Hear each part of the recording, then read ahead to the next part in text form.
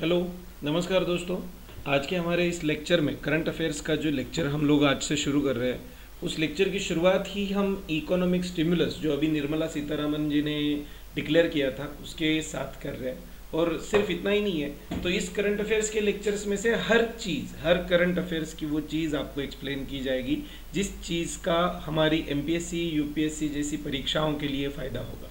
Okay, सो शुरू करते हैं आज का लेक्चर। आज के लेक्चर में हम देखने वाले इकोनॉमिक स्टिमुलस का पार्ट 1, ओके, जिसके अंतर्गत जो जो चीज़ें डिक्लेयर की गई, ओके, एक दिन कुछ कुछ चीज़ें डिक्लेयर की जा रही है, ओके, उस हिसाब से पहले दिन जो चीज़ें डिक्लेयर की गई थी उन सारे चीज़ों का महत्व, उन सारे चीज़ों का अर्थ इस लेक्चर में से हम लोग आज समझ कर लेने वाले हैं। ओके, चलो शुरू करते हैं। आज का जो हमारा लेक्चर है ये इकोनॉमिक स्टिमुलस इस पार्ट के ऊपर डिपेंडेंट है। ओके, तो दोस्तों समझने की कोशिश कीजिए कि सबसे पहले तो ये क्या है, एक इकोनॉमिक और स्टिमुलस। ओके, दो चीज़ें आपको यहाँ पर ध्यान लेनी है कि इकोनॉमिक क्या होता है, स्टिमुलस क्या होता है, कब दिया जाता है।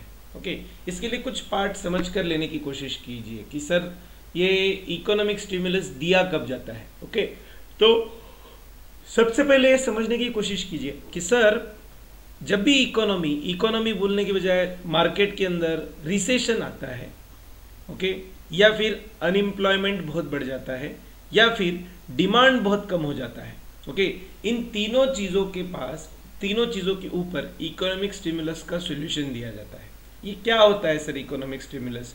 सबसे पहले तो समझने की कोशिश कीजिए कि रिसेशन क्या होता है, फिर या अनएम्प्लॉयमेंट क्यों बढ़ जाता है, या फिर क्या बोलते हैं उसको मार्केट में डिमांड क्यों कम हो जाता है, और इकोनॉमिक स्टिमुलस उसके ऊपर कैसे काम करेगा, है ना। ओके, तो फॉर एग्जांपल अभी हम कोरोना का सिचुएशन ले लेंगे, तो कोरोना की सिचुएशन के अंदर काफ़ी सारी कंपनीज, काफ़ी सारी छोटी मोटी इंडस्ट्रीज, काफ़ी सारे छोटे मोटे व्यवसाय जो है उन सारों के ऊपर परिणाम हुआ है। उन सारों का पिछले कुछ हफ्तों से या बोल सकते हैं महीने डेढ़ महीने से उनका सारों का इनकम बंद है ना। ओके, तो इनकम बंद होने की वजह से ये कई सारे ऐसे बिजनेसेस हो सकते हैं कि जिनके अंदर जो लोग पहले काम करते थे, जब लॉकडाउन हटेगा उन सारे लोगों का जॉब गया हुआ हो सकता है ना। उन सारे लोगों को फिर से अनएम्प्लॉयमेंट को फेस करना पड़ सकता है। ओके, चलेगा सर, समझ गया हम लोगों को कि अनएम्प्लॉयमेंट किस चीज़ की वजह से बढ़ सकते हैं। कई सारे रीजंस हो सकते हैं, अभी का जो रीज़न है वो वाला रीज़न मैंने आपको समझाया। ओके, सर रिसेशन क्यों आ सकता है? जब काफ़ी अनएम्प्लॉयमेंट बढ़ जाती है, ओके, या फिर लोगों का इनकम बहुत कम हो जाता है, या एक और चीज़ होती है जो मतलब कि लोगों के हाथों के अंदर जो लिक्विडिटी होती है, लिक्विडिटी का मतलब होता है पैसा। ओके, लोगों के पास जो पैसा होता है वो पैसा कम हो जाता है, उस समय पर रिसेशन आता है। ओके, सर रिसेशन एग्जैक्टली क्या होता है? रिसेशन एक ऐसी सिचुएशन होती है जब इकोनॉमी के अंदर अनएम्प्लॉयमेंट बढ़ना शुरू हो जाता है, डिमांड बहुत कम हो जाती है, ओके, और इसमें से बाहर आने का कोई स्पेसिफिक रास्ता दिख नहीं पाता।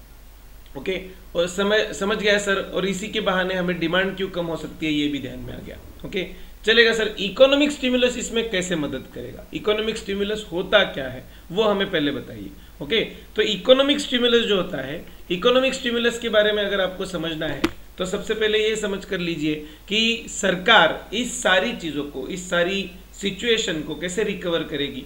ओके, सरकार को अगर इस सारी सिचुएशन को अगर रिकवर करना है तो सबसे पहले तो देख लीजिए कि प्रोडक्शन के मोड कौन से हमें बताया जाता है कि लैंड, लेबर, कैपिटल और एंटरप्रेन्योरशिप, 4 बेसिक मोड्स होते हैं जो प्रोडक्शन में काम आते हैं, आया ध्यान में। ओके, लेकिन इन 4 बेसिक मोड्स को अगर आप ठीक से समझने की कोशिश करो तो सरकार जो है किसी को जमीन तो लाकर नहीं दे सकती, जितनी जमीन है उतनी जमीन का इस्तेमाल करना होगा, बराबर है। सरकार किसी को लेबर तो लाकर, लेबर मतलब इंसान नहीं, श्रम जिसे बोलते हैं, ओके, सरकार आकर किसी का श्रम तो नहीं कर सकती। ओके, यह श्रम तो जिसका उसका जिसने उसने ही करना पड़ेगा। ओके, फिर दिमाग लगाने का काम कुछ हद तक सरकार कर सकती है, लेकिन जब इतनी बड़ी आबादी की हम बात करते हैं, ओके, तो इतनी बड़ी आबादी के अंदर हर जगह पर दिमाग लगाने का काम सरकार नहीं कर सकती। सर यहाँ पर तो आपने एंटरप्रेन्योरशिप लिखा है और मुंह से बोल रहे हो कि दिमाग लगाने का काम है, दिमाग लगाने का काम है। ओके, वस्तुतः उसको हिंदी में बोला जाता है उद्योजकता, मराठी में भी उद्योजकता ही बोला जाता है। ओके, उद्योजकता मतलब कुछ जुगाड़ लगाना, इधर से ये काम किया, इधर से ये काम किया, इधर से ये काम कर दिया और वो काम करके कुछ मुनाफा कमा लिया। ओके, तो इस तरह की जो उद्योजकता होती है वो उद्योजकता हर बार सरकार नहीं लगाएगी। ओके, तो सरकार के पास बचा एक ही रास्ता जो होता है कैपिटल का। ओके सर, कैपिटल क्या होता है? कैपिटल मतलब हमेशा पैसा ही होता है क्या? नहीं, हमेशा पैसा ही नहीं होता। ओके, कई बार कैपिटल वो चीज होती है जैसे परमानेंट इन्वेस्टमेंट जिसके अंदर की जाती है। फॉर एग्जांपल मशीनरीज है। ओके, फॉर एग्जांपल कई सारे ऐसे क्या बोलते हैं उसको, रॉ मटेरियल होता है जो वन टाइम लग सकता है। ओके, तो ऐसे जगहों पे सरकार बीच में पड़ सकती है कि भाई प्रोडक्शन के इन तीनों को अगर एक बार अवेलेबल कर दिया जाए तो सरकार के पास सिर्फ बचता है कैपिटल को हैंडल करना। ओके, और अगर रिसेशन में से बाहर आना है तो सिर्फ ये कैपिटल को ही अगर आप स्टिमुलस दे दो तो उसको बोलते हैं इकोनॉमिक स्टिमुलस। ओके सर, लेकिन ये इकोनॉमिक स्टिमुलस जो होता है वो देते हैं मतलब इसके अंदर एग्जैक्टली क्या देते हैं? ओके, तो वो भी समझने की हम लोग कोशिश करेंगे। कैसे होता है कि अगर कोई भी बिजनेस है, अगर वो बिजनेस डूब रहा है बोलने के बजाय अगर सख्त कंडीशंस में है, ओके, तो इसका मतलब होता है कि वो जो बिजनेस है वो बिजनेस के पास कुछ हिसाब से कैपिटल कम हो सकता है। अब हम देख सकते हैं कि सर कैपिटल जो है वो सरकार कहां कहां से बिजनेसेस के पास का जो कैपिटल है वो बढ़ा सकती है ना? ओके, तो इसके लिए सरकार क्या करती है? सरकार के पास सबसे पहले तो स्टडी होता है कि वो कैपिटल जो है वो कहां कहां बचा सकती है। तो सर दो रास्ते हैं, एक तो कैपिटल बढ़ाओ, ओके, कैपिटल ग्रोथ जिसे हम बोलते हैं, ओके, या अवेलेबिलिटी बढ़ाई जाती है उसकी, या फिर दूसरा होता है कि जो ऑलरेडी अवेलेबल कैपिटल है उनको क्या किया जाए, उन सारे उद्योजकों के पास ही रखा जाए। ओके, तो इसके हम उसके लिए हम लिखेंगे कैपिटल सेव करो। है ध्यान में? सर कैपिटल बढ़ाने के रास्ते कौन से हैं? ओके, फॉर एग्जांपल हम लेते हैं कि ये एक बंदा है, इसका नाम है मुच्छड़ सिंह। ओके, अब हमें कोशिश करनी है एज अ गवर्नमेंट कि ये मुच्छड़ सिंह के हाथों का जो कैपिटल है वो बढ़ जाए। सर कैसे बढ़ेगा मुच्छड़ सिंह के पास जो कैपिटल है वो? सबसे पहले तो लोन इसको इजीली अवेलेबल करा दीजिए, बराबर है? ओके सर, समझ गया कि मुच्छड़ सिंह के पास ऑटोमेटिकली कैपिटल अवेलेबल हो जाएगा तो उसके हाथों के अंदर जो कैपिटल है वो बढ़ जाएगा, बराबर है? ओके, समझ गया सर। दूसरी बात तो ऐसी है कि मुच्छड़ सिंह के पास सपोज ऑलरेडी लोन होगा तो उस लोन में उसको कुछ रिलैक्सेशंस दिए जाए ध्यान में। ओके, सिर्फ इतना ही नहीं है, तो इसका मतलब तीसरा ये हो सकता है कि मुच्छड़ सिंह के साथ कोई और बंदा है। ओके, ये बंदा है कि इसको भी कैपिटल तो चाहिए लेकिन रिस्क लेने में थोड़ा सा डरता है, या फिर इसके पास कोई कोलैटरल नहीं है, या फिर इसके पास ऐसे है कि लोन तो ले लूंगा लेकिन चुकाना तो 1 साल के बाद ही शुरू कर सकता हूं। ओके, तो ऐसे लोगों के लिए भी कुछ रिलैक्सेशन अनाउंस किए जा सकते हैं। ओके, समझ गया सर कि कैपिटल को बढ़ाने के लिए सरकार क्या कर सकती है? लोन बढ़ा सकती है। ओके, समझ गया सर। सिर्फ कैपिटल को बढ़ाने के लिए सिर्फ लोन इजीली देना शुरू नहीं कर सकती, उसके साथ एक और चीज शुरू कर सकती है कि जो एग्जिस्टिंग लोन्स है उनके अंदर कुछ रिलैक्सेशंस ऐड किए जाए। जैसे कि 1 साल के जो ईएमआई है वो ईएमआई को अगर आप डिले कर दोगे तो भी चलेगा, बराबर है? ओके, या फिर 1 साल तक आपको मोरेटोरियम दिया जाता है। मोरेटोरियम मतलब क्या होता है? मोरेटोरियम मतलब ऐसा समय होता है कि आपको उस समय में लोन चुकाना भी नहीं है और उस समय का लोन का जो ब्याज होता है वो ब्याज भी नहीं देना है। ओके, सीखेंगे हम लोग आगे। ओके, समझ गया सर कि इकोनॉमिक स्टिमुलस का एक पार्ट होगा कैपिटल बढ़ाने की कोशिश।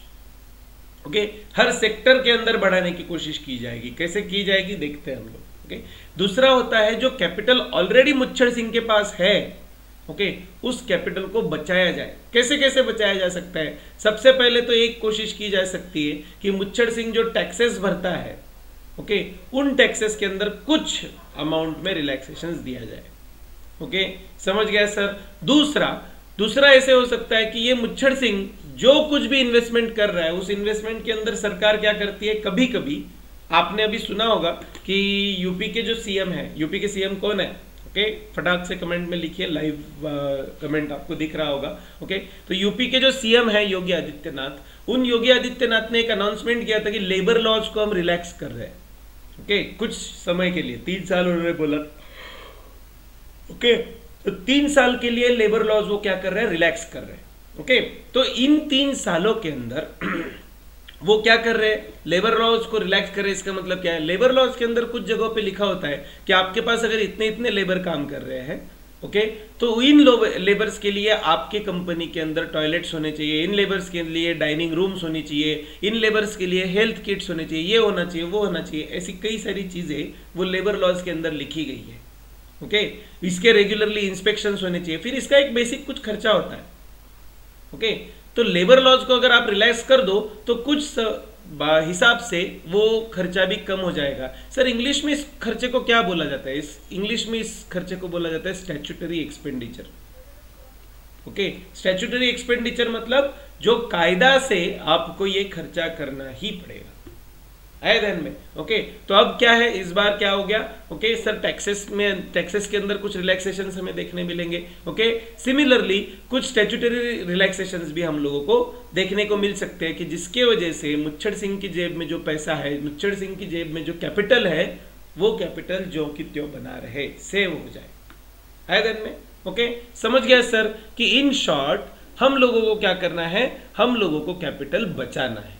ओके, तो देखते हैं एक आप उसको क्लासिफाई करने की कोशिश कीजिएगा। ओके, जो भी मैं पॉइंट आपको बताऊंगा वो पॉइंट को आप क्लासिफाई करने की कोशिश कीजिएगा। क्या देखना है आपको उस पॉइंट्स के अंदर, सबसे पहला पॉइंट तो आपको ये देखना है कि ये लोन मतलब ये जो भी हम पॉइंट पढ़ रहे हैं वो वाला पॉइंट कैपिटल बढ़ाने की कोशिश है या कैपिटल सेव करने की कोशिश है। ओके, और उसके वजह से मुच्छड़ सिंह की जेब में पैसा आएगा या मुच्छड़ सिंह की जेब से पैसा जाएगा। बाय डिफॉल्ट मैं दिखा के रख रहा हूं, बता के रख रहा हूं आपको कि जो भी स्टिमुलस के अंदर के पॉइंट्स है उन सारे पॉइंट्स से मुच्छड़ सिंह की जेब में पैसा आएगा। ओके, और वो पैसा वो इन्वेस्टमेंट के तौर पर उसकी इंडस्ट्री में लगा सकेगा, उसकी बिजनेस में लगा सकेगा। ओके, चलेगा सर, देखते हैं एक जो पॉइंट है वो सारे पॉइंट्स हम लोगों को इसमें कवर करना। सबसे पहला तो पॉइंट था कि अभी ये इकोनॉमिक स्टिमुलस को हम क्यों पढ़ रहे हैं। ओके, तो प्रधानमंत्री नरेंद्र मोदी जी ने क्या किया था, आत्मनिर्भर भारत अभियान, इसका क्या किया था, उन्होंने अनाउंसमेंट किया था, कुछ 2-3 दिन पहले का ही अनाउंसमेंट है। ओके, और उस आत्मनिर्भर भारत के अनाउंसमेंट के अंदर हम लोग आज देखने जा रहे हैं MSME के ऊपर जो भी अनाउंसमेंट किया जा रहा है वो। ओके, सिर्फ इतना ही नहीं है, तो लिक्विडिटी जो है वो लिक्विडिटी के हिसाब से जो अनाउंसमेंट किया गया है वो। लिक्विडिटी का मतलब क्या होता है, लिक्विडिटी का मतलब होता है जो आपके हाथों में कैश होता है। ओके, उसको लिक्विडिटी बोला जाता है, जो खर्चा किया जा सकता है। ओके, चलेगा सर।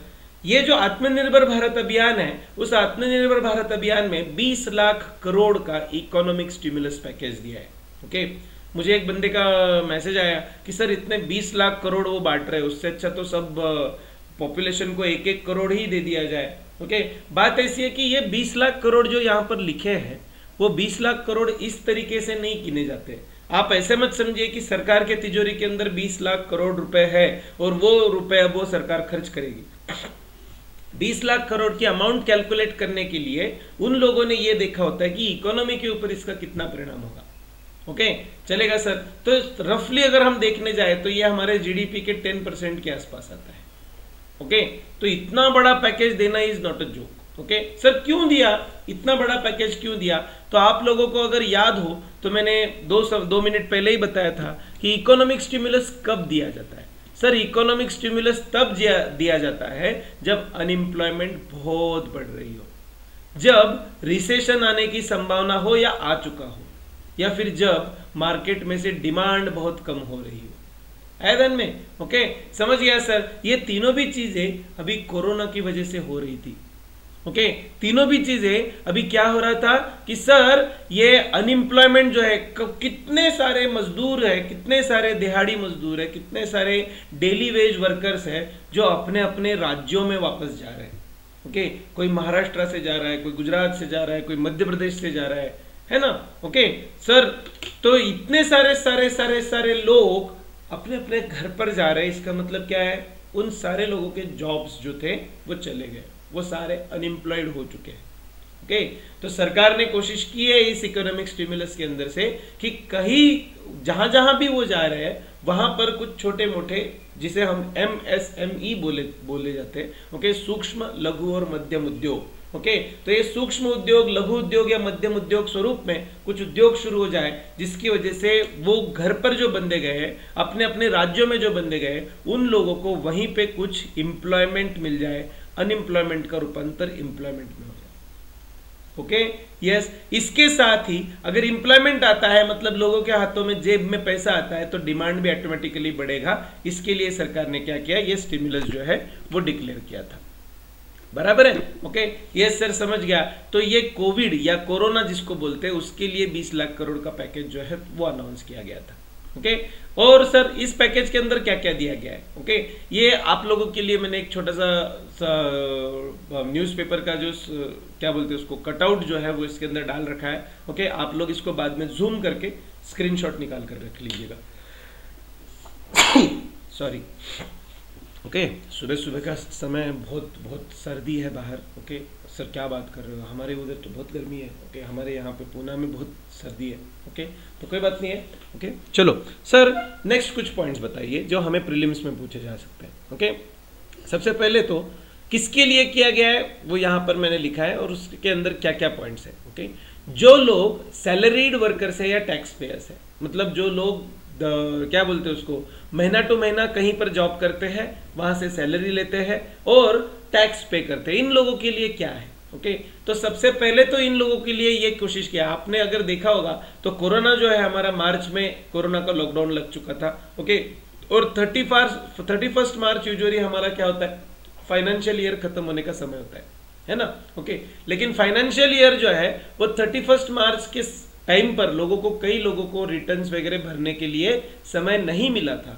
ओके, इसलिए सरकार ने क्या किया है कि ये समय उन सारे लोगों को बढ़ा करके दे दिया है। ओके, सिर्फ इतना ही नहीं है, तो टैक्स रिटर्न भरने के लिए जो है वो सीधा 30 नवंबर 2020 तक उन्होंने बढ़ा दिए।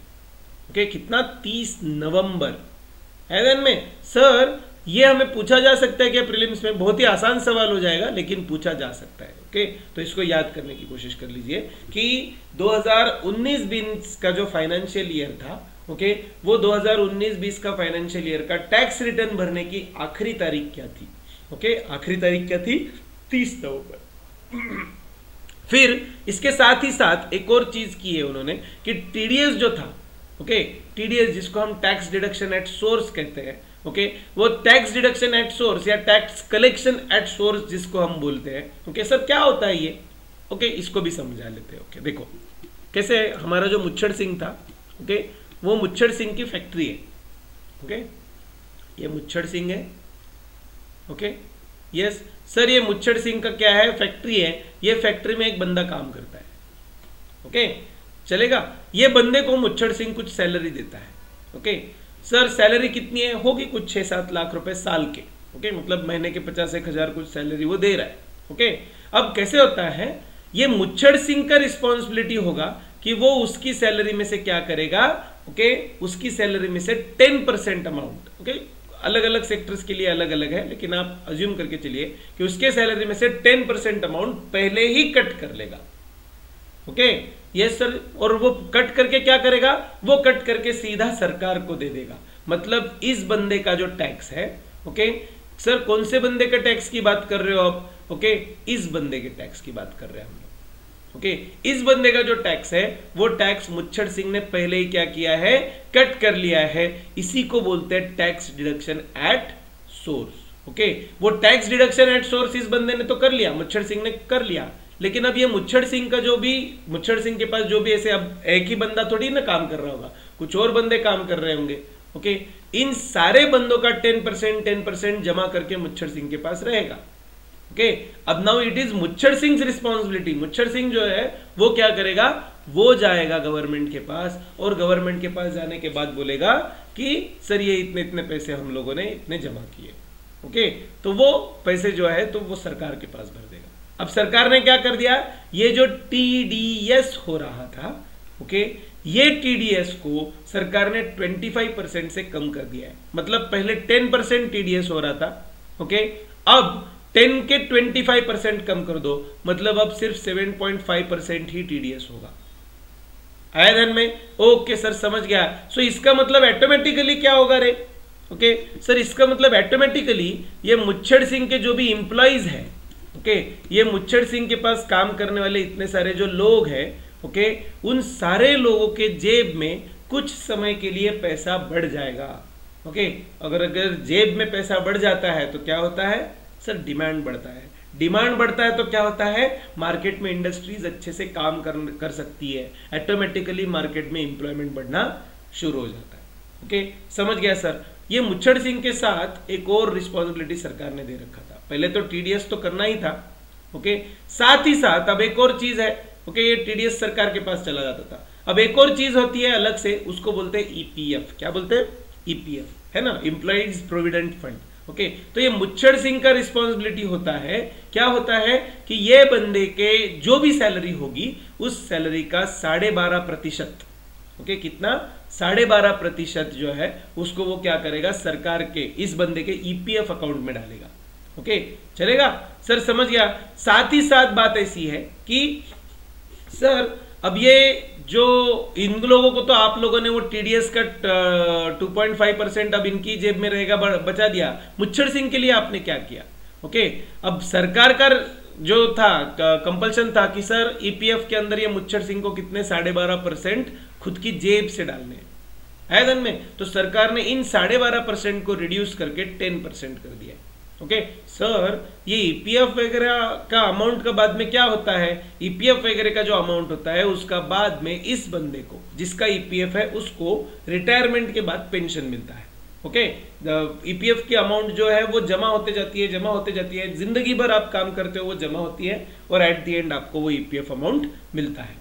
ओके समझ गया सर। ये मुच्छड़ सिंह ये ईपीएफ अमाउंट में 12.5% डाल रहा था, ओके लेकिन सरकार ने अब मुच्छड़ सिंह का भी रिलैक्सेशन कर दिया है, मुच्छड़ सिंह को भी रिड्यूस कर दिया है कि अब भाई तुम 12.5% मत डालो, अब सिर्फ 10% ही डालना है आप लोगों को, आए ध्यान में। ओके सो मुच्छड़ सिंह भी हैप्पी हो गया, बोला यार पैसे बच गए, इतने सारे लोगों का 2.5% मुझे अब कम डालना है। ओके मुच्छड़ सिंह की एम्प्लॉइज भी हैप्पी हो गए, वो बोलने लग गए कि अरे वाह टीडीएस कम हो गया, थोड़ा पैसा ज्यादा खर्चा करने को मिलेगा। ओके समझ गया सर हम लोगों को कि सरकार ने दोनों को कुछ हद तक उनकी जेब में पैसा बढ़ाने की कोशिश की है। ऑटोमेटिकली मैंने आपको बताया था पहले कि ये कैपिटल सेव करने की कोशिश की गई है ध्यान में। ओके समझ गया सर। चलो नेक्स्ट पॉइंट देखते हैं, वो है NBFC. What is NBFC, non banking financial companies. Okay company तो फाइनेंस रिलेटेड है लेकिन वहां पर बैंकिंग फंक्शन नहीं चल रहा है, वहां पर कोई और फंक्शन चल रहा है। ओके कैसे, फॉर एग्जांपल एलआईसी देख लीजिए या फिर कोई और कंपनी देख लीजिए कि जहां पर वो फाइनेंस से रिलेटेड काम करते हैं, पैसे की लेन देन तो चलती है लेकिन बैंकिंग मतलब अकाउंट खोलना, सेविंग्स करवाने लगाना या फिर कुछ तरह के डिपॉजिट्स करवाने लगाना, लोन देना, इस तरह के काम नहीं चलते। ऐसी कंपनियां जो होती है उन सारे कंपनियों को हम लोग बोलते हैं एनबीएफसी। ओके यस सर समझ गया हमें। सिर्फ एनबीएफसी नहीं तो एक 2-3 कंपनीज और है, जैसे हाउसिंग फाइनेंस जो सिर्फ हाउसिंग के लिए लोन देती है। ओके फिर माइक्रो फाइनेंस जो छोटे लोन्स देती है। ओके इन सारे लोगों के लिए भी सरकार ने कुछ सुधार इस स्टिमुलस पैकेज में दिए हैं। ओके क्या है सर इसके अंदर सुधार, तो सबसे पहला तो है कि जो भी एनबीएफसी, हाउसिंग फाइनेंस और माइक्रो फाइनेंस एमएसएमई को लोन देते हैं। ओके सर अधिकतर एनबीएफसी, हाउसिंग फाइनेंस और माइक्रो फाइनेंस जो है वो एमएसएमई को ही लोन देते होंगे। ओके यस सही है आप लोगों का कि वो अधिकतर लोग MSME, micro small and medium enterprises, सूक्ष्म लघु और मध्यम उद्योग, इन लोगों को ही लोन देते हैं। तो उनको क्या किया जाएगा, सरकार की ओर से 30,000 करोड़ का पैकेज दिया जाएगा। ओके सर मतलब 30,000 करोड़ इन सारे कंपनीज के बैंक अकाउंट में डाले जाएंगे क्या, नहीं इन सारे बैंक अकाउंट में नहीं डाले जाएंगे, उसके अंदर भी स्कीम्स होती है। क्या होती है देखते हैं डिटेल में। ओके यस सिर्फ इतना ही नहीं है, तो सर ये 30,000 करोड़ जो है वो सरकार ने क्या किया है, साइड में रख दिए। ओके अलग से रख दिए और इस 30,000 करोड़ का वो क्या करेंगे, तो वो करेंगे लोन को गारंटी देने का काम। ओके सर लोन को गारंटी देने का काम मतलब ये लोन की गारंटी क्या होती है एग्जैक्टली। ओके समझने की कोशिश कीजिए, मैंने आपको बाद में अगर आप स्क्रीनशॉट निकाल के पढ़ते हो तो आपको समझने के लिए लिख रखा है, लेकिन अभी आप मैं जो बोल रहा हूं वो सुनने की कोशिश कीजिए। ओके सर क्या है, ऐसे समझ लीजिए कि ये वाला जो बंदा है, क्या नाम है उसका, फिर से once again, मुच्छड़ Singh. Okay sir, ये मुच्छड़ सिंह है। ओके यस, और ये मुच्छड़ सिंह को लोन चाहिए एदन में। ओके बात ऐसी है कि अभी हम आगे स्टिमुलस पैकेज में एक जगह पर पढ़ेंगे कि ये मुच्छड़ सिंह को अब लोन जो मिलने वाले हैं वो कोलेट्रल फ्री मिलने वाले। ओके कोलेट्रल फ्री मतलब क्या होता है सर? ओके जब भी कोई लोन लेता है तो लोन लेने के बाद उसको सिक्योरिटी देनी होती है। Okay sir, what is security? Security मतलब अगर ऐसा हो जाए कि मुच्छड़ सिंह लोन वापस ना दे पाए तो बैंक वगैरह जो इंस्टीट्यूशन जिसके पास से उन्होंने लोन लिया है वो इंस्टीट्यूशन क्या करता है, उस चीज को जब्त कर लेता है। फॉर एग्जाम्पल हम अज्यूम करते हैं कि मुच्छड़ सिंह ने क्या किया है, अपना घर जो है वो घर गिरवी रखकर लोन लिया है। ओके तो जो चीज गिरवी रखी गई है उस चीज को बोला जाता है कोलेट्रल। ओके सर, समझ गया। अब ये वाले लोन कैसे? कोलेट्रल फ्री, मतलब मुच्छड़ सिंह को कुछ भी गिरवी रखने की जरूरत नहीं है। ओके सर, समझ गया कि मुच्छड़ सिंह को कुछ भी गिरवी रखने की जरूरत नहीं है। लेकिन अगर ऐसे हो गया कि मुच्छड़ सिंह ने लोन वापस ही नहीं दिया तो बैंक का पैसा तो डूब गया ना। तो ऐसे नहीं होता। जब सरकार बोल रही है कि वो लोन को क्या कर रही है, गारंटी दे रही है। तो इसका मतलब होता है कि ये लोन जो है अगर मुच्छड़ सिंह नहीं वापस दे पाता तो सरकार वापस देगी। मतलब बैंक का पैसा या एनबीएफसी का पैसा या माइक्रो फाइनेंस इंस्टीट्यूशन का पैसा डूबेगा क्या? नहीं डूबेगा सर। सरकार वो पैसा वापस रीपे कर देगी। अब कई बार कैसे होता है कि ये लोन के लिए एक सेंटेंस लिखा जाता है कि this loan is 50% guaranteed by government. 50% guaranteed by government मतलब क्या होता है? अज्यूम कर लीजिए कि ये मुच्छड़ सिंह जो है, ये मुच्छड़ सिंह ने लोन लिया है। कितना लोन लिया है सर? ये मुच्छड़ सिंह ने लोन लिया 1 करोड़ का। और ये 1 करोड़ का लोन मुच्छड़ सिंह ने वापस चुकाया ही नहीं। तो इस 1 करोड़ में से आधा मतलब 50%, मतलब 50 लाख रुपए सरकार की ओर से चुका दिए जाएंगे। है देन में? समझ गया सर कि 50% गारंटेड बाय गवर्नमेंट, इसका मतलब होता है कि आधा लोन जो है वो आधा लोन एटलीस्ट सरकार से मिल जाएगा। मतलब पूरा की पूरा 1 करोड़ का नुकसान होने के बजाय बैंक का नुकसान कितना होगा? सिर्फ 50 लाख का। देन में समझ गया सर। तो इसी को बोला जाता है, क्या बोला जाता है कि लोन की गारंटी देना या क्रेडिट को गारंटी देना। इसीलिए यहां पर बोला गया है कि पार्शियल क्रेडिट गारंटी स्कीम। इसमें 45,000 करोड़ की सरकार क्या कर रही है, अलग से अमाउंट रख रही है। 45,000 करोड़ रुपए तक गवर्नमेंट जो होगी वो क्या करेगी, लोन को गारंटी देने की कोशिश करेगी। देन में सर सिर्फ इतना ही नहीं है तो कितना प्रतिशत गारंटी दे रही है? मैंने जैसे पिछले एग्जांपल में आपको 50% का उदाहरण देकर बताया था। यहां पर समझने की कोशिश कर लीजिए कि सरकार जो है वो 20% लोन को क्या कर रही है, गारंटी दे रही है। देन में यस, समझ गया होगा। तो ये आप लोगों को बाद में पढ़ने के लिए वहां पर लिखा है। चलो सर, इसके बाद 2 लोगों के लिए आपने हम लोगों को चीजें समझाई। सबसे पहले तो जो सैलरी लेने वाले जो लोग हैं, या फिर टैक्स पेयर जो लोग हैं उनके लिए।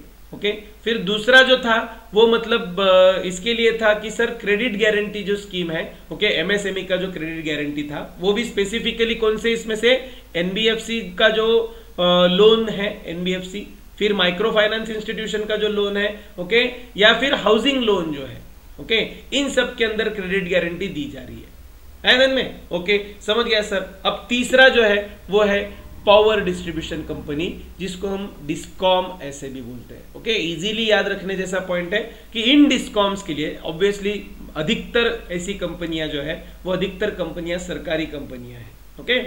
आपके घर में बिजली जो कंपनी दे रही है, देयर इज 99% प्रोबेबिलिटी कि आप किसी डिस्कॉम से ये ले रहे हो। जैसे फॉर एग्जांपल महाराष्ट्र में उसको MSEB बोर्ड बोला जाता है। वैसे आपके स्टेट में कुछ ऐसे ही बोला जा रहा होगा कि सर GSEB बोर्ड है ना, गुजरात स्टेट इलेक्ट्रिसिटी बोर्ड वगैरह टाइप में। ये पुराने नाम है, उसका बाद में डिस्कॉम्स में कन्वर्ट हो चुका था। समझ गया सर कि ये पावर डिस्ट्रीब्यूशन कंपनी इसी के अंदर छुपा हुआ है, देखिए डिस्कॉम। देन में समझ गया सर। इनके लिए अब बात ऐसी है कि ये सारी कंपनियां जो है वो सारी कंपनियां अभी ये लॉकडाउन की वजह से काफी क्राइसिस में आ चुकी है। क्यों क्राइसिस में आ चुकी है? सबसे पहले तो वसूली ही नहीं है। ओके, कई सारे लोग जो है वो इलेक्ट्रिसिटी यूज कर रहे हैं, लेकिन इलेक्ट्रिसिटी यूज करने के बाद बिल्स समय पर नहीं भर पा रहे। ओके, सिर्फ इतना ही नहीं है, तो ये डिस्कॉम के जो एम्प्लॉयज है वो आकर हमेशा यूजुअली मीटर वगैरह का रीडिंग लेकर आपको बिल भेज देते हैं, लेकिन इस बार ये डिस्कॉम्स वगैरह जो है वो मीटर की रीडिंग लेने के लिए किसी बंदों को भेज नहीं पा रही है। देन में सिर्फ इतना ही नहीं है, अगर कोई बंदा इलेक्ट्रिसिटी भर नहीं रहा है, ओके, तो इस बंदे की इलेक्ट्रिसिटी काट देने के लिए भी कोई बंदों को भेज नहीं पा रहे। तो इसका मतलब क्या है? डिस्कॉम जो है वो काफी नुकसान में है। ओके, तो इन डिस्कॉम्स को सरकार की ओर से 90,000 करोड़ का लिक्विडिटी इंजेक्शन मिलेगा। ओके सर, ये 90,000 करोड़ जो है वो डिस्कॉम को क्या बोलते हैं, उसको उनका नुकसान पूरा करने के लिए ही सिर्फ काम में आएंगे क्या? नहीं, अभी सरकार की कोशिश चल रही है कि देश में कई सारे इंडस्ट्रीज निर्माण हो, देश में कई सारी सेवाएं निर्माण हो, देश में हर चीज का उत्पादन हो। तो इस सेक्टर को अगर बढ़ाना है तो हमें एनर्जी का बहुत रिक्वायरमेंट होगा। तो ये 90,000 करोड़ जो है वो एनर्जी के लिए सबसे ज्यादा यूज होगा। ओके, चलेगा सर। आपने हमें अभी तक 3-4 लोगों के लिए जो है वो स्टिमुलस पैकेज बता दिया। सबसे पहला तो था जो टैक्स पेयर्स थे, ओके, सैलरी वाले लोग जो थे। ओके, फिर दूसरा जो था वो एमएसएमई के लिए क्रेडिट गारंटी स्कीम थी। ओके, फिर तीसरा जो था वो था कि सर वो मतलब पावर डिस्कॉम्स जो होते हैं वो पावर डिस्कॉम्स। ओके, समझ गया सर। अब चौथा जो है वो है रियल इस्टेट और contractors. Okay sir, real estate और कॉन्ट्रैक्टर्स मतलब ये कई सारे जो डेवलपर्स होते हैं, कई सारे आपके आसपास के एरियाज में जो लोग काम करते हैं, ओके, कंस्ट्रक्शन का काम करते हैं, रास्ते बनाते हैं, बिल्डिंग्स बनाते हैं, उन सारे लोगों को बोलते हैं कि वो रियल इस्टेट पे काम कर रहे हैं। ओके, तो इन सारे लोगों के लिए भी सरकार ने क्या है, कुछ अनाउंसमेंट किया है। ओके सर, क्या अनाउंसमेंट किया है? देखिए सर, इन सब लोगों को सबसे पहले तो कंपल्शन होता है कि भाई आप लोग जो है वो जो भी क्या कर रहे हो, प्रोजेक्ट चला रहे हो, तो उसको इतने सर्टेन पीरियड के अंदर खत्म करना है।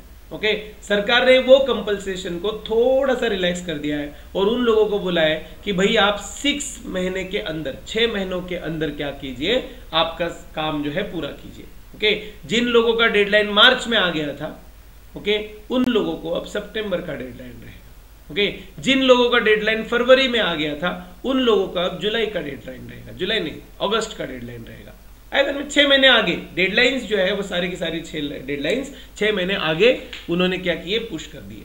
ऐसे में ओके, सिर्फ इतना ही नहीं है, तो इन लोगों को एक और चीज दी गई है, वो मतलब क्या है कि partial bank guarantee to ease their cash flows. Okay, बात ऐसी होती है कि ये रियल एस्टेट के जो काम चलते हैं वो अधिकतर काम जो है वो लेबर इंटेंसिव काम है। ओके, मतलब श्रमिकों के ऊपर ही ये चीजें बन सकती है। ओके, श्रमिक लोगों को मुझे आप बताइए, खुद कोशिश कीजिए आंसर बताने की। ओके, कि ये जो श्रमिक लोग होते हैं, इन श्रमिक लोगों को अगर आप ऐसे बोलो कि भाई एक काम कर, तू है ना आज काम कर और सैलरी जो है महीना भर काम कर और सैलरी महीने भर के बाद ले ले, चलेगा? ऐसे नहीं चलेगा सर। दिहाड़ी मजदूर होते हैं, उनको तो डे बाय डे सैलरी आपको देनी होती है ना। ओके, समझ गया सर। तो इसका मतलब रियल एस्टेट वाले लोगों को कैश बहुत लगता है। ओके, समझ गया सर। तो ये कैश बहुत लगता है, तो इसके लिए रियल एस्टेट वाले लोग बार बार लोन लेने की कोशिश करते हैं। ओके, इन सारे लोन्स को सरकार क्या कर रही है, पार्शियल बैंक गारंटी प्रोवाइड कर रही है। ओके, यस सर, समझ गया। सिर्फ इतना ही नहीं है, ये जो 6 महीने का एक्सटेंशन जो आपको बताया गया है ऊपर, उसी के बारे में यहां पर एक नीचे पॉइंट लिखा है, देखो 6 मंथ्स का एक्सटेंशन दिया गया है। ओके सर, ये 6 मंथ्स का जो एक्सटेंशन दिया गया है वो कौन से लॉ को रिलैक्स करके दिया गया है, तो उसको बोलते हैं रेरा। ओके, रेरा एक्ट जो है वो रेरा एक्ट को क्या किया है, उन्होंने रिलैक्स किया है। ओके सर, समझ गया सर। फोर्स मेजर उन्होंने क्या किया है पता है? ओके सर, ये 6 महीने का जो रिलैक्सेशन है, ओके, ये 6 महीने का रिलैक्सेशन देने के लिए कोरोना का जो लॉकडाउन था, ओके, कोरोना का जो लॉकडाउन था, इसको फोर्स मेजर अनाउंस किया है। सर फोर्स मेजर अनाउंस क्या होता है? ओके, फोर्स मेजर ये चीज क्या होती है, एफएम जिसको हम बोलते हैं। ओके, वो एग्जैक्टली क्या चीज होती है?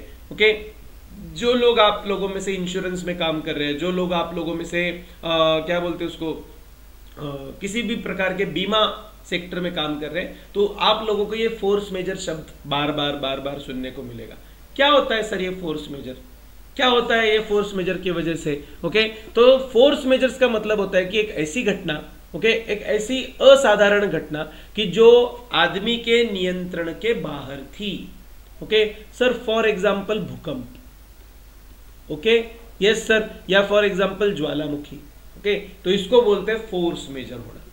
आयदन में ओके, समझ गया सर कि ये फोर्स मेजर जो है वो फोर्स मेजर आदमी के नियंत्रण के बाहर की चीजों से क्या किया जाएगा, ओके, उसको कंपेयर किया जाएगा। तो सरकार ने अनाउंस कर दिया है कि कोरोना जो सिचुएशन है, ये कोरोना का सिचुएशन फोर्स मेजर है, मतलब आदमी के नियंत्रण के बाहर की सिचुएशन है। ऐसे समय पे रेरा एक्ट जो है वो बिल्डर को अलाउ करता है कि भाई आपका जो कंप्लीशन का डेट था वो 6 महीने आगे गया तो भी चल सकता है। ओके सर, ये फोर्स मेजर शब्द हमने कहीं पर सुना हुआ लग रहा है। आपने सुना होगा वो मूवी के अंदर परेश रावल का एक मूवी आया था, उसमें वो कांजी भाई का उन्होंने रोल किया था। ओके, मुझे लगता है कि उस मूवी का नाम मैं भूल गया, आप कमेंट में लिख दीजिए वो मूवी का नाम जो भी है। ओके यस, तो ये जो है उसके अंदर एक्ट ऑफ गॉड, उसकी दुकान जो होती है वो पड़ जाती है। ओके, तो ये एक्ट ऑफ गॉड जो होता है वो एक्ट ऑफ गॉड को भी वो क्या कर रहे हैं, मतलब फोर्स मेजर की तरह इस्तेमाल कर रहे हैं। ओके, तो ये act of God, force majeure, ये एक दूसरे के क्या है, सिनोनिम्स है। आयदन में okay, oh my God movie का नाम है oh my God. Oh my God movie के अंदर वो क्या कर रहे हैं कि उसका दुकान गिर जाता है, दुकान भूकंप की वजह से गिर जाता है, तो उसको फोर्स मेजर बताया गया है। ओके यस, और फोर्स मेजर क्या होता है, ऐसी चीजें जो आदमी के नियंत्रण के बाहर है। ओके, तो सर इसके ऊपर हम लोगों को सवाल क्या पूछा जा सकता है? आप लोगों को सवाल ऐसे पूछा जा सकता है कि इनमें से किस सेक्टर के लिए कोरोना की सिचुएशन फोर्स मेजर अनाउंस किया गया था? ओके, आपको पता होना चाहिए कि रियल एस्टेट सेक्टर के लिए कोरोना जो है वो फोर्स मेजर कर अनाउंस किया गया था। सवाल ऐसे भी आ सकता है, अब फोर्स मेजर वैसे भी डिस्कशन में है, तो फोर्स मेजर का सही मतलब क्या है? ओके, फिर 4 ऑप्शन दिए जाएंगे आपको। Option number A, force majeure मतलब सरकारी कायदे से जो चीजें करनी पड़ती है वो। Option number B, force majeure मतलब ऐसी चीजें जो आदमी के नियंत्रण के बाहर हो। Okay, option number C, force majeure मतलब ऐसी चीजें जिन चीजों को पूरा करने के लिए काफी बल की आवश्यकता होती है। और option number D, none of the above. Okay, none of the above. आप लोगों को सही सा आंसर ढूंढना है कि सर इसका आंसर जो है वो बी था, जो चीजें आदमी के नियंत्रण के बाहर हो उन सारे चीजों को क्या बोला जाता है, फोर्स मेजर बोला जा सकता है। ओके यस सर, समझ गया हम लोगों को। भले ही आप इकोनॉमिक्स सिखा रहे हो, भले ही करंट अफेयर्स के अंदर के इकोनॉमिक्स के पॉइंट्स बता रहे हो, बट स्टिल अगर करंट अफेयर्स में कोई शब्द आता है फोर्स मेजर की तरह, ओके, तो आप लोगों को उस शब्द का अर्थ पता होना आवश्यक है। ओके, मैं इस सीरीज में, इस लेक्चर की सीरीज में आपको ये सारे शब्द बताऊंगा। ओके, सो आप लोगों को टेंशन नहीं लेना है कि सर इसका मतलब क्या है या इसका मतलब क्या है। ओके, मैं आपको पूरे सारे के सारे शब्द बता दूंगा। आप लोगों को सिर्फ इतना करना है कि आप जो भी नोटबुक लेकर के बैठे हो उस नोटबुक के अंदर इन सारी चीजों को क्या करो, लिख कर रख दो। एवन में ओके चलेगा सर। नेक्स्ट, दूसरा, ग्लोबल टेंडर्स को सरकार ने क्या किया है, डिसअलाउ कर दिया है। ओके, भारतीय कंपनियों को अधिक से अधिक टेंडर मिले, भारतीय कंपनियों को अधिक से अधिक कॉन्ट्रैक्ट मिले, इसके लिए सरकार ने क्या किया है, ओके, ग्लोबल मतलब जागतिक स्तर पर कई कंपनियों को ऑफर दिया जाता था कि ये काम पूरा कर दीजिए, वो काम पूरा कर दीजिए। सरकार ने स्ट्रिक्टली ग्लोबल टेंडर्स बंद कर दिए। ग्लोबल टेंडर्स बंद कर दिए, इसका मतलब क्या किया है कि अब भारत के अंदर की कोई भी कंपनी, भारत के अंदर का कोई भी सरकारी काम करने के लिए बाहर की कोई कंपनी आ नहीं सकती। ओके, अगर काम करवा कर लेने हैं तो आप लोगों को देश के अंदर ही करवा कर लेने होंगे। आए ध्यान में? ओके, समझ गया सर कि ये ग्लोबल टेंडर जो है वो ग्लोबल टेंडर को डिसअलाउ कर दिया है। ओके, नेक्स्ट, पूरा उसके आगे दूसरा मतलब क्या है कि सर इसका कुछ लिमिटेशन किया होगा ना उन्होंने, है कि नहीं? ओके, तो बराबर है, इसका लिमिटेशन है 200 करोड़। अगर कोई भी प्रोजेक्ट 200 करोड़ के अंदर है, ओके, कोई भी प्रोजेक्ट, कहीं डैम बनाना है, कहीं कैनल्स बनाने हैं, कहीं रास्ते बनाने हैं, कहीं कोई इंपॉर्टेंट बिल्डिंग बनानी है, ओके, और अगर वो प्रोजेक्ट का खर्चा जो है वो 200 करोड़ के अगर अंदर है, ओके, तो आप लोग ऐसे प्रोजेक्ट्स के लिए क्या करोगे, बाहर की कंपनियों को नहीं बुलाओगे। ओके, आप लोगों को स्ट्रिक्टली हमारे देश के अंदर जो कंपनियां हैं उनको ही बुलवाना पड़ेगा। है ध्यान में? Okay, yes. तो दोस्तों आज से हम लोग ये जो करंट अफेयर्स का सीरीज है वो शुरू कर रहे हैं। आज का लेक्चर 45 मिनट्स के लिए ही था। ओके, कल से आपको यही लेक्चर 1.5 घंटे के लिए मिलेगा। ओके, उसके अंदर सारे करंट अफेयर्स डिटेल में एक्सप्लेन किए जाएंगे। करंट अफेयर्स के अंदर जो जो छोटे छोटे वर्ड्स होते हैं वो सारे वर्ड्स भी आपको डिटेल में एक्सप्लेन किए जाएंगे।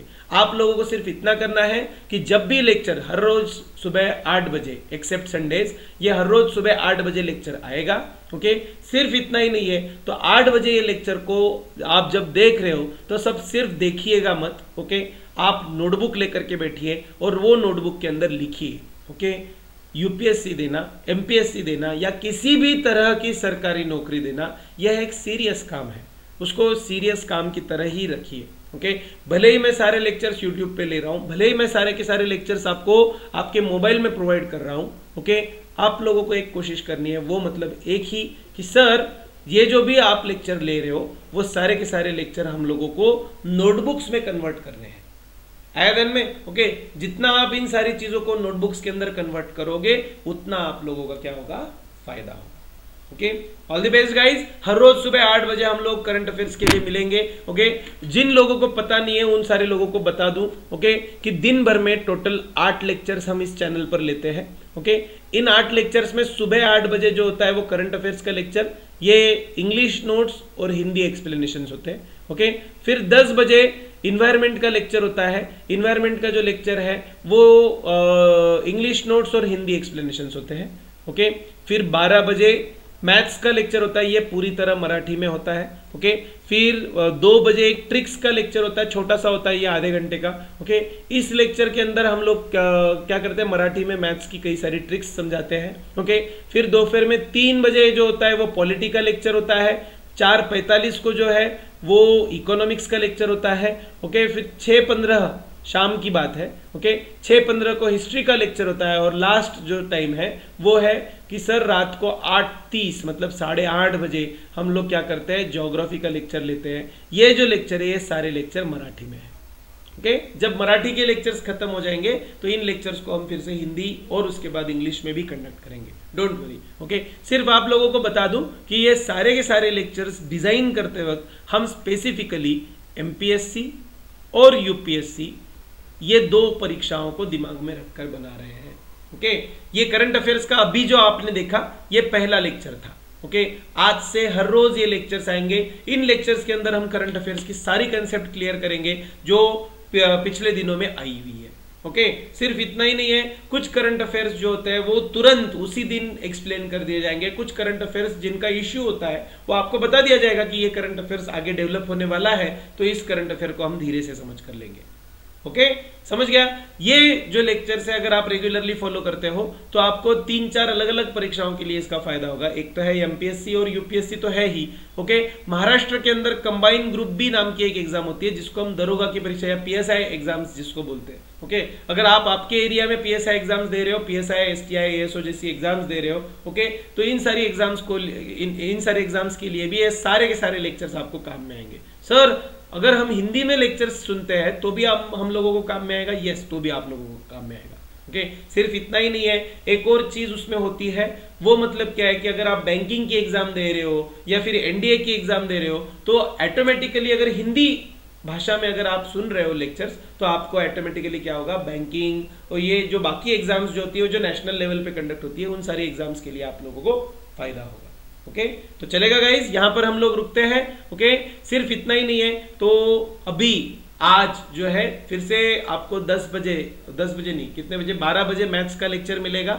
ओके, तो मैथ्स के लेक्चर के लिए आप सब लोग फिर से लाइव आ जाइएगा। ओके, और सुन लीजिएगा वो लेक्चर। ओके, कोशिश कीजिएगा कि नोटबुक बनाएं, आज से एक नोटबुक बनाइए और इसके आगे सारे के सारे करंट अफेयर्स में जो भी यहां पर सिखाऊं वो सारे करंट अफेयर्स पूरे करने की कोशिश कीजिए, क्योंकि करंट अफेयर्स का भले ही आज का लेक्चर 45 मिनट का हो लेकिन लेक्चर कल से जो लेक्चर बन रहे हैं वो सारे के सारे 1.5 घंटे के हैं। ओके, वो ऑलरेडी बन चुके हैं, वो आपको सिर्फ अपलोड कर देखने हैं। ओके, चलेगा गाइस? चलो ऑल द बेस्ट, यहाँ पर मैं रुक रहा हूँ। ओके, आप लोगों को फिर से मैं 12 बजे मिलूंगा। मैं नहीं, मैम मिलेंगे, मैम का लेक्चर है 12 बजे। ओके, मैं आप लोगों को सीधे 3 बजे मिलूंगा। All the best.